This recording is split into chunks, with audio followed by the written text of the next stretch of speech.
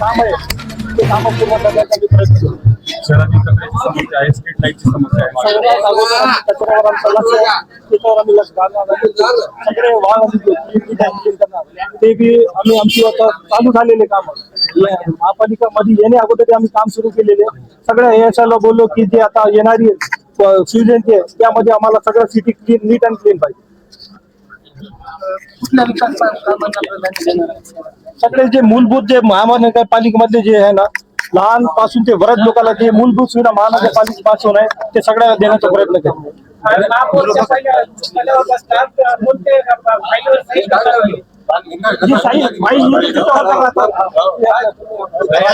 राज्यामध्ये मुस्लिम महापौरपणीचा ठिकठिकाणी कचऱ्याचं साम्राज्य साचलेलं आहे.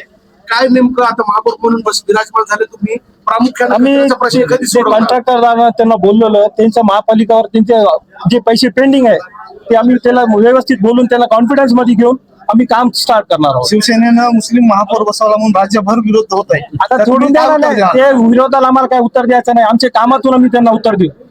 शहरामध्ये अनेक स्लम जे आहेत त्यामध्ये रस्ते नाली याची भयंकर परिस्थिती बिकट आहे. आम्हाला सगळ्यात जे काम रखडलेले मी अगोदरच म्हटलं, जे काम रखडलेले ते काम आम्ही करणार.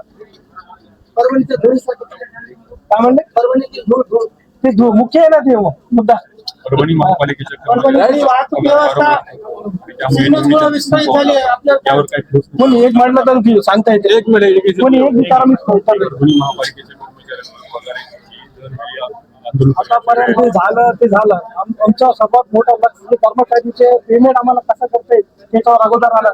कारण कर्मचारी खुश असल्यावर सगळे काम होणार. चला ठीक आहे.